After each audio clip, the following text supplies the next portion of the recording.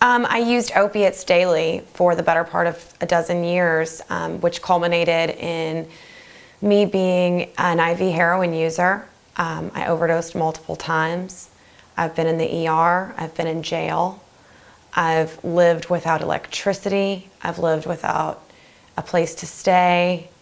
The most miserable part of living an active addiction is that I went to sleep every night promising myself that I would not use the next day, which is an absolutely miserable way to live. I lived in shame, I lived in guilt, and I did not think that it was possible for me to live any different way.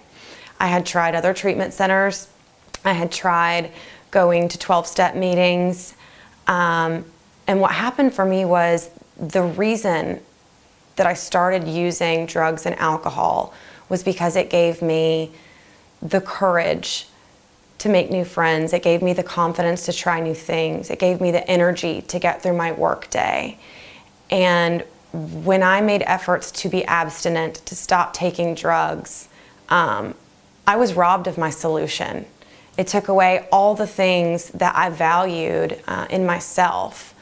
And until I was able to find a solution that was more sustainable and worked better even than drugs ever did, I was never going to maintain any length of sobriety. Any change is uncomfortable. That's sort of the nature of change. And I completely understand the fear of treatment, fear of change, because I lived it. I mean, I can still feel that feeling in my gut when I try to think of where people are coming from, thinking about coming here. But the thing is, at that point in my life, I had conditioned myself to think those things in service of the drug that I was doing. My thoughts were working in service of heroin. They were not working in service of me.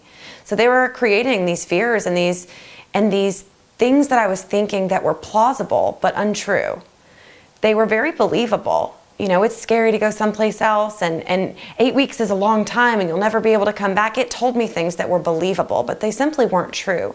And if I had waited for my thoughts to tell me it was a good time, okay, now's the day, now is a good time to go to treatment, I never would have come because it would never have felt comfortable.